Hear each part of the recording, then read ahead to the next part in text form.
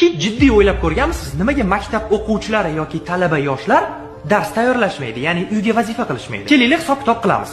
1 yil 365 kun. 1 yilda 52 kun yakshanba kuniga to'g'ri keladi va biz 313 kun bilan qolyapmiz. Hozirgi kunda ta'til, ya'ni kanikullar 85 kun atrofida bo'ladi va bizda 228 kun qoldi. Har kuni o'rtacha odam kamida 8 soat uxlaydi va bu bizni 1 yildagi hayotimizda 122 kunni tashkil qiladi. Minus 122 va bizda 106 kun qoldi. Tabiiy holat, har bir inson bir kunda kamida 1 soat dam olishi kerak va 1 yilda bu 15 kunni tashkil qiladi. Bizda 61 kun qoldi. Gaplashish bu insonga xos xislat. Biz bir kunda u kimdir bilan turib gaplashib qolishimiz mumkin. Telefonda, Telegramda o'tda gaplashib, kamida 1 soat vaqtimizni ketkazamiz va 1 yilda bu ham 15 kunni tashkil qiladi. Bizda 46 kun qoldi. Bayramlar, oilaviy yig'in, biron bir muammo, ko'ngilsizlik yoki xursandchilik, qanaqadir tadbirlar bo'lib qolishi mumkin, to'g'rimi?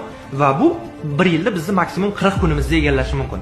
Bizda 6 kun qoladi. Hozirgi koronavirus davrida inson ko'p kasal bo'ladi va tabiiy holat, biz 1 yilda 1 marta kasal bo'lsak, kamida 3 kun uyda yotib davolanamiz. Bizda 3 kun qoldi. Nahotki shu 3 kundan biz 2 kunini kinoga tushishga, sevgilimiz bilan ko'rishishga yoki oshna og'aynilarga, qanaqadir o'zimizni ko'ngilochar narsalarimizga sarflay olmaymiz. Sarflaymiz albatta va bizda 1 kun qolyapti. Bu 1 kun sizni tug'ilgan kuningiz. Tug'ilgan kunida dars qilgan odamni hayotingizda hech ko'rganmisiz? Men misol uchun qilmayman hech qachon. Tak что sizlar vaqtni noto'g'ri taqsimlab bergansizlar. Muammo menda emas. Talabalar like bosib qo'yasizlar.